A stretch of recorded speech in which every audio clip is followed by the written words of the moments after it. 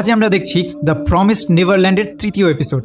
ওপেনিংয়েই নতুন সিস্টার ক্রোনের জন্য আলাদা রুম দেওয়া হয়, দুই পাশে বাচ্চাদের রুম, মাঝখানে ওনারটা, স্পষ্টই আমাদের নজরে রাখার জন্য। নরমান মন খারাপ করে ভাবছিল আর বলছিল, আমরা তো অন্য কিছু ভাবছিলাম, কিন্তু হুট করে যে নতুন একজন অ্যাডাল্ট বয়স্ক ব্যক্তিকে নিয়ে আসবে সেটা একদমই আশা করিনি। তখন রে তাকে থামিয়ে দিয়ে বলে, না, এটা তো আসলে একটা ভালো বিষয়। সিস্টেমটা কিভাবে চলে এসব নিয়ে ধারণা পেতে পারি, তাই এটা খারাপ না, সুযোগও হতে পারে। ক্রোনের সঙ্গে একটা ছোট বাচ্চাও এসছে, কুনিকে তো পাঠিয়ে দেওয়া হয়েছে, তার জায়গায় নতুন বাচ্চা, মানে বাইরে কোথাও থেকে বাচ্চা এনে এখানে বড় করা হয়।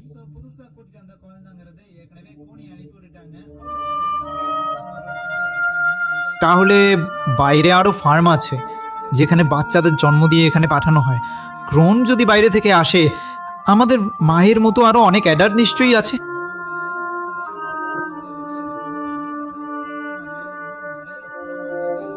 হয়তো ছোটবেলা থেকেই মায়েদের ডেমনরা নিয়ন্ত্রণে রেখেছে, বা পুরো দুনিয়া দখল করে মানুষকে কন্ট্রোল করছে।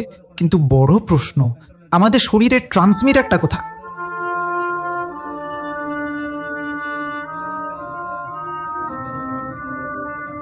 শরীরে কোথাও কাটা দাগ নেই, বাইরে থেকে বসানো মনে হয় না।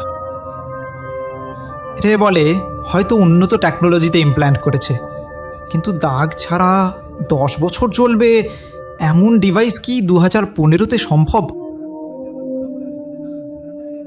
যদি ডেমনদের টেকনোলজি হয় তাহলে আমাদের পক্ষে কিছু করা কঠিন। এম্মা রেগে বলে, এত তাড়াতাড়ি হাল ছাড়ছিস কেন? শত্রুর দিক থেকে ভাব, কোথায় ট্রান্সমিটার বসানো সহজ। তখন নরম্যান বলে, নতুন আসা বাচ্চা।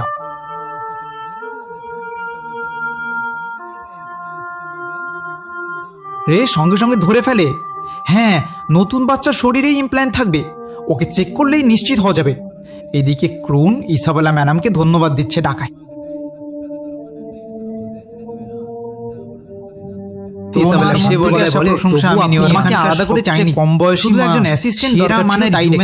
ব্যক্তিগত কিছু, আপনার কাজের রোলের গল্প অনেক শুনেছি, ছোটবেলাতেই নাকি অসাধারণ ছিলেন।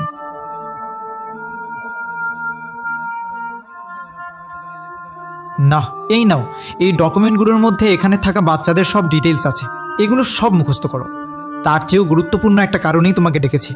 এখানকার কারো কারো কাছে সত্যিটা ফাঁস হয়ে গেছে। কি বলছো? বাচ্চারা যদি সত্যি জেনে যায় তাহলে আগে উপরের কর্তৃপক্ষকে জানানো উচিত, এটাই তো নিয়ম। কিন্তু ইসাবেলা শুনেই একদম করণীর মুখ চেপে ধরে বলল, কি করতে হবে আমি ভালো করেই জানি। এখানে থাকা 2টা বড় ছেলেই শুধু সত্যিটা জেনেছে, আর ওরা এই ফার্মের সবচেয়ে ভ্যালুয়েবল গুডস। আমি ওদের হারাতে যাই না, তাই কি করতে হবে সেটা আমার পরিষ্কার জানা আছে। আমি এই জায়গার মা, তুমি শুধু আমার অ্যাসিস্ট্যান্ট, তাই আমি যা বলি সেটা করলেই হবে। তারপর করণী নিজের রুমে গিয়ে খুব খুশি হয়ে থাকে। আহা, কয়েকজন বাচ্চা নাকি এই জায়গার সত্যিটা জেনে গেছে, কিন্তু সেটা উপরে না জানিয়ে ইসাবেলা লুকিয়ে রাখছে। তাই আমি যদি এখনই খবরটা দিই তাহলে ইসাবেলাকে সরিয়ে আমাকে এখানকার মা বানিয়ে দেবে। ও হাতে একটা পুতুড়ি নিয়ে বলবে, দেখো তো কত সুন্দর, হয়তো কোনো একদিন আমি একটা ফার্মের মা হব। জানতাম, কিন্তু এত তাড়াতাড়ি হবে ভাবিনি। খুব শিগগিরই ইসাবেলাকে সরাতে হবে, এই ভেবে ওর চোখে ভয়ঙ্কর ভাব আসে। এরপর করণী সব বাচ্চার সঙ্গে হাসি খুশি কথা বলছিল, আর নরম্যান আর রে প্লেট ধুতে ধুতে বুঝে গেল আমাদের সত্যিটা যদি এরা ডিমনদের জানিয়ে দেয় তাহলে ওরা আমাদের মেরে ফেলবে, তাই ডিমনদের কিছু বলার আগেই কিছু করতে হবে। রে বলে, তাহলে কি মা আর করণীকে আগে সরিয়ে দেব? ঠিক তখনই করণী পেছন থেকে এসে বলে, এই গাইজ, শুনেছি তোমরাই নাকি সবসময় বেশি নম্বর পাও। নরম্যান বুঝে যায় করণীর আমাদের উপর সন্দেহ হয়েছে, কারণ বড় ছেলেরা কিছু একটা করেছে, এটা মা জানবেই, তাই আমাদের সন্দেহ করা অস্বাভাবিক না। একই সময় এমা নতুন আসা একটা বাচ্চার শরীরে ট্রান্সমিটার কোথায় লাগানো আছে সেটা খুঁজছিল।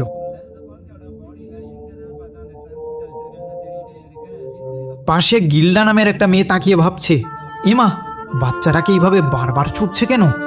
তখনই এমা দেখে বাচ্চার কানের পেছনে ছোট্ট একটা ফোলা দাগ আছে। আগেও কয়েকটা বাচ্চার ক্ষেত্রে এমনটা দেখেছিল, কিন্তু তখন ভাবছিল মশা কামড়েছে।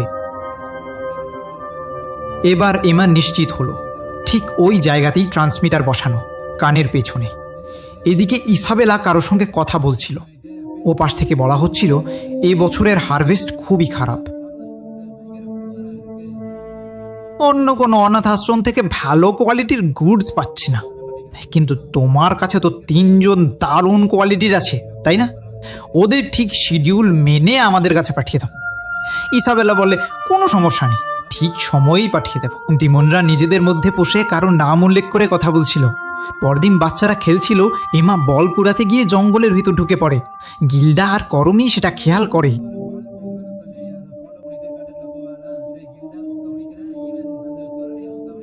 কিছুক্ষণ পর রেও পেছন পেছন যায়। একটা জায়গায় দাঁড়িয়ে ওরা আলোচনা করে, ট্রান্সমিটার কানের পেছনে। এখন সেটা কিভাবে ভাঙা যায় সেটা ভাবতে হবে, কিন্তু ভাঙলে যদি কোনো সিগন্যাল পাঠায় তখন কি হবে? হয়তো সিগন্যাল পাঠালে পালানোর দিনে এই ডিভাইসটা খুলে ফেলাই ভালো। তখন রে বলে, ঠিক আছে, ট্র্যাকিং ডিভাইস কিভাবে নিষ্ক্রিয় করতে হয় আমার একটা আইডিয়া আছে।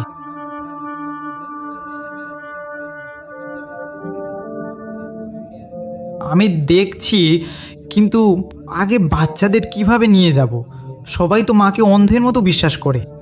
হঠাৎ করে মিথ্যা বলে নিয়ে গেলেও ওরা তো ছোট বাচ্চা, দৌড়াতেও পারবে না, শারীরিকভাবে দুর্বল। তখন এমা বলে, হয়তো আমরা খেলাকেই ট্রেনিং বানাতে পারি। এখন যেমন জঙ্গলে লুকোচুরি খেলছে, সেটাকেই ট্রেনিং করি। শুধু শরীর চর্চা না, কিভাবে অন্যদের চোখ ফাঁকি দিয়ে দৌড়ে লুকাতে হয় সেটাও শেখাই।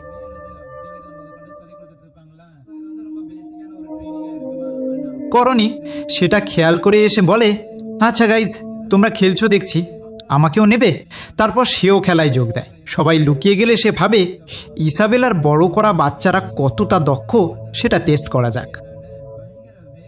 সেই ভয়ঙ্কর গতিতে সবাইকে খুঁজে বের করতে থাকে, অনেককে আউট করে দেয়। 2টা ছেলেকে ধরতে গেলে ঠিক তখনই এমা ঢুকিয়ে ওদের নিয়ে দৌড় দেয়। ছোট একটা খাত পার হয়ে যায়।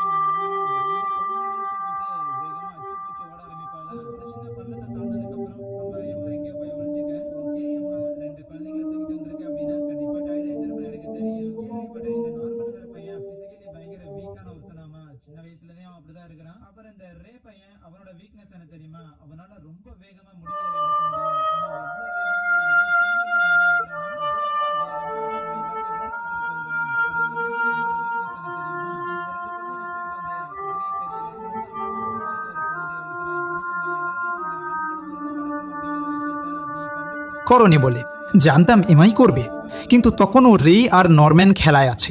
করণী ভাবে নরম্যান দুর্বল, আগে ওকে ধরি। দৌড় দিতেই পেছন থেকে রে তাকে আউট করে বলে, টাইম শেষ। তখন সে বুঝে যায় নরম্যান, রে আর এমা এই 3জনই সত্যিটা জানে। সে গিল্ডার দিকেও তাকায়, মুখটা অদ্ভুত। কয়েকদিন পর ওরা আলোচনা করে, করণী হয়তো আমাদের ব্যাপারটা জেনে গেছে, এমনকি মাও জানে। তবু মায়ের কথায় করণী চুপ থাকতে পারে, কিন্তু মা নিজেও কিছু করছে না কেন? রে বলে, হয়তো আমাদের মধ্যেই কেউ বিশ্বাসঘাতক আছে যে মাকে সব জানাচ্ছে। এই সন্দেহ ইমার মনেও ঢুকে যায়। ডিনারে গিয়ে সে সবার দিকে সন্দেহের চোখে তাকায়, আর এখানেই এপিসোড শেষ।